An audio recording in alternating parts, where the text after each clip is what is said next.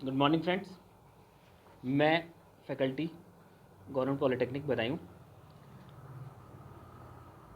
अपने आईएमडी की श्रृंखला में अब तक हमने ह्यूमन रिसोर्स डेवलपमेंट के बारे में पढ़ा, उसके फीचर्स के बारे में पढ़ा। आज हम उसका एक बहुत महत्वपूर्ण फीचर जो ह्यूमन रिसोर्स प्लानिंग के अंतर्गत आता है, रिक्रूटमेंट, उसको पढ़ेंगे। ठीक है, रिक्रूटमेंट का मतलब होता है भर्ती। ठीक है, आपको रिक्रूटमेंट का जो मतलब हिंदी में करते हैं वो होता है भर्ती। ठीक है, रिक्रूटमेंट प्रोसेस क्या होता है, इसके अंदर एक छोटा प्रोसेस होता है सिलेक्शन। ठीक है, सिलेक्शन और रिक्रूटमेंट दो अलग चीज़ें हैं। ठीक है, आप सिलेक्शन और रिक्रूटमेंट को एक चीज़ ना समझिए। रिक्रूटमेंट का मतलब होता है जॉब के लिए चीज़ें निकालना।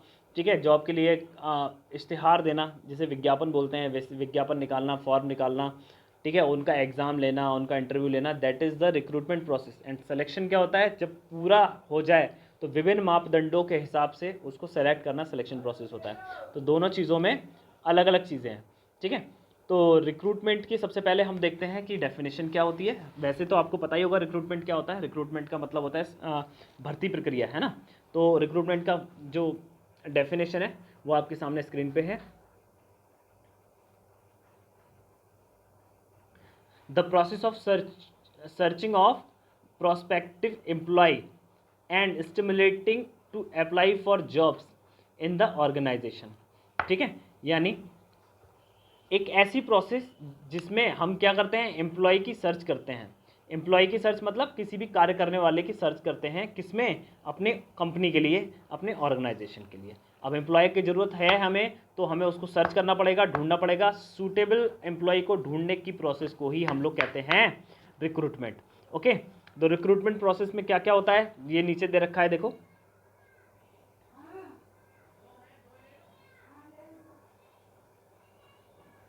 ठीक है,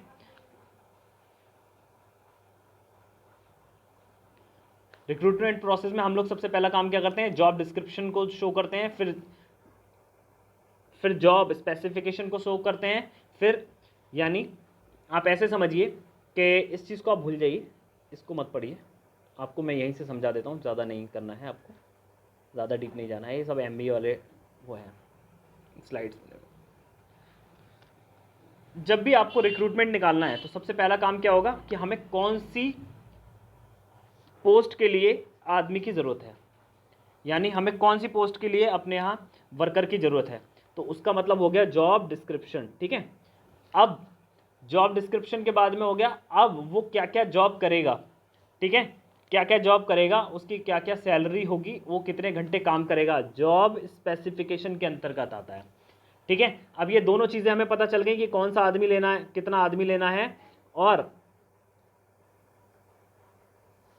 किस पद पे कितने घंटे वो काम करेगा, उसकी सैलरी क्या होगी। ये पता चलने के बाद में हम क्या करते हैं, अब हम एडवर्टाइज देते हैं, इश्तिहार देते हैं। ठीक है, कि भैया हमें इस आदमी की इस तरीके की ज़रूरत है, इतने इतने इस हिसाब से। फिर उसके बाद में हम क्या करते हैं, इंटरव्यू लेते हैं और उसके बाद में उसकी एबिलिटी का टेस्ट करते हैं।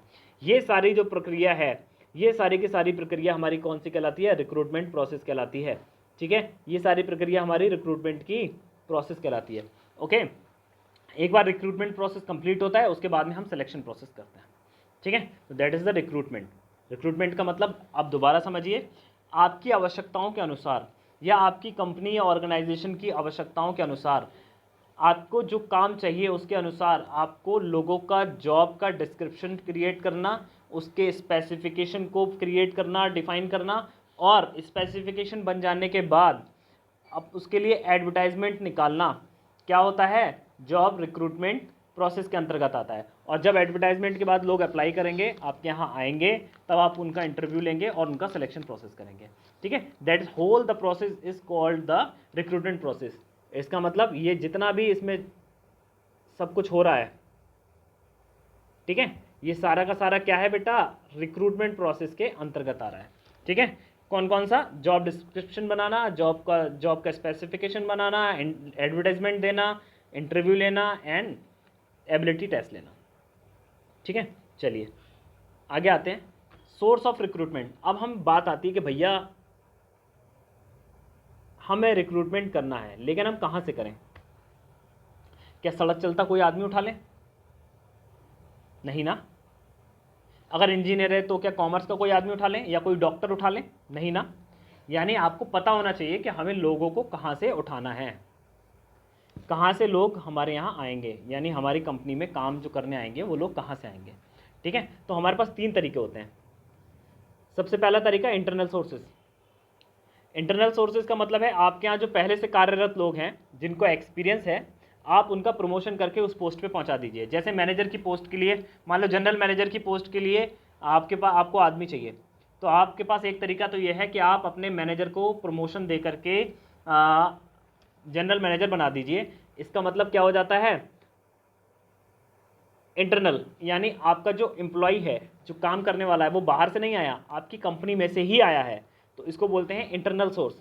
ठीक है, या फिर क्या करिए, मान लीजिए आपकी कंपनी में कोई 2 कंपनियां हैं, एक इलाहाबाद में है और एक गाजियाबाद में है, तो आपको गाजियाबाद में ज़रूरत है तो आपने इलाहाबाद से ट्रांसफ़र करके आदमी बुला लिया, तो वो आदमी भी बाहर से नहीं माना जाएगा, आपकी कंपनी से ही माना जाएगा। ठीक है, और क्या हो सकता है, एम्प्लॉय के रेफरल से। ठीक है, किसी एम्प्लॉय के रेफरल से आप ले लीजिए। ठीक है, कोई काम करने वाला जो आपके यहाँ अभी काम कर रहा है उसके रिकमेंडेशन से ले लीजिए, तो ये भी बेटा क्या हो जाता है, सोर्स ऑफ रिक्रूटमेंट आ जाता है, इंटरनल वाला। ठीक है, तो ये सभी प्रकार के जो सोर्सेज हैं वो इंटरनल रिक्रूटमेंट के सोर्सेज बेटा होते हैं। ठीक है, चलिए अब बात आती है एक्सटर्नल सोर्सेज की। एक्सटर्नल सोर्सेज मतलब बाहरी सोर्सेज, जहाँ बाहर से हम लेके आएंगे। ठीक है, जिसमें हमारा एम्प्लॉय का कोई लेना देना नहीं होगा, हमारे इश्तेहार को या हमारे विज्ञापन को देख करके लोग आएंगे। ठीक है, सबसे पहला होता है डायरेक्ट रिक्रूटमेंट। ठीक है, डायरेक्ट रिक्रूटमेंट का मतलब क्या होता है, आप फैक्ट्री गेट से डायरेक्ट आदमी अंदर आएगा और आपके यहाँ इंटरव्यू ये सारी चीज़ें देगा। ठीक है, या हम क्या कर सकते हैं, कैंपस से प्लेसमेंट ले सकते हैं। किसी कॉलेज में जैसे आपके यहाँ आते हैं ना लोग कि हम लोग कैंपस से प्लेसमेंट करके लेके जाएंगे, महिंद्रा लेके जाता है, बजाज ऑटो लेके जाते हैं, या फिर और बहुत सारी कंपनियां लेके जाती हैं, पहले इफ़को लेके जाया करती थी, तो इस तरीके की चीज़ें। ठीक है, या फिर हम लेबर कॉन्ट्रैक्टर यानी किसी ठेकेदार के यहाँ से कॉन्ट्रैक्ट बेस्ड जॉब करते हैं लोग। ठीक है, तो ठेकेदार बेस पे जॉब लेना, ये सारी चीज़ें भी किस में आती हैं बेटा, एक्सटर्नल रिसोर्सेज में आती हैं। ठीक है, और अब क्या हो गया है, अब एक और चीज़ आ गई है, मॉडर्न टेक्निक्स। ये वाली देखिए, मॉडर्न टेक्निक्स। अब आने वाली जो टेक्निक्स हैं वो होती हैं कंसल्टेंट। ठीक है, कंसल्टेंट का मतलब क्या होता है, किसी से कंसल्टेशन ले लेनी। ठीक है, हेड हंटिंग, हेड हंटिंग का मतलब होता है सीनियर एग्जीक्यूटिव से एडवाइस ले ली जानी। ठीक है, उस पोजीशन को भरने के लिए, मान लीजिए कि कोई बहुत सीनियर पोस्ट है और वहाँ पर आपको लेना है कोई आदमी, तो आप किसी सीनियर मोस्ट व्यक्ति से एडवाइस ले लीजिए कि किसको रखा जा सकता है, तो ये भी जो है मॉडर्न टेक्निक आ जाती है। ठीक है, फिर आती है बॉडी शॉपिंग। ठीक है, इसमें क्या होगा, ट्रेनिंग इंस्ट्रक्शन दे करके एक एचआर जो है उसको डेवलप कर देता है किसी एम्प्लॉय को ट्रेनिंग देने के बाद में। ठीक है, तो ये सारी मॉडर्न टेक्निक्स हो जाती हैं बेटा। ठीक है, इसको आप नोट कर लीजिए, इतनी ज़्यादा इंपॉर्टेंट नहीं है जितनी ये इंटरनल और एक्सटर्नल सोर्सेज है। ठीक है, तो रिक्रूटमेंट के बारे में जब भी आएगा तो रिक्रूटमेंट के बारे में आप क्या लिखोगे, आप लिखोगे कि रिक्रूटमेंट एक ऐसी प्रोसेस है जिसमें किसी कंपनी में आवश्यक कार्य के लिए, ठीक है, व्यक्तियों का चयन करना होता है। ठीक है, उस जॉब के अनुसार, उस क्वालिफिकेशन के अनुसार। ठीक है, इंटरनल सोर्सेज से कर सकते हैं, एक्सटर्नल सोर्सेज से कर सकते हैं, और इंटरनल सोर्सेज से कर सकते हैं, एक्सटर्नल सोर्सेज से कर सकते हैं, और मॉडर्न टेक्निक से भी हम कर सकते हैं। ठीक है, तो ये था आपका रिक्रूटमेंट प्रोसेस। मिलते हैं नेक्स्ट लेक्चर में किसी और टॉपिक के साथ में। तब तक के लिए अपने घर पर रहिए, सुरक्षित रहिए, सरकार द्वारा दिए गए सभी निर्देशों का पालन करिए। ठीक है, और देश की कोरोना के खिलाफ इस जंग में अपना महत्वपूर्ण योगदान दीजिए। तब तक के लिए धन्यवाद।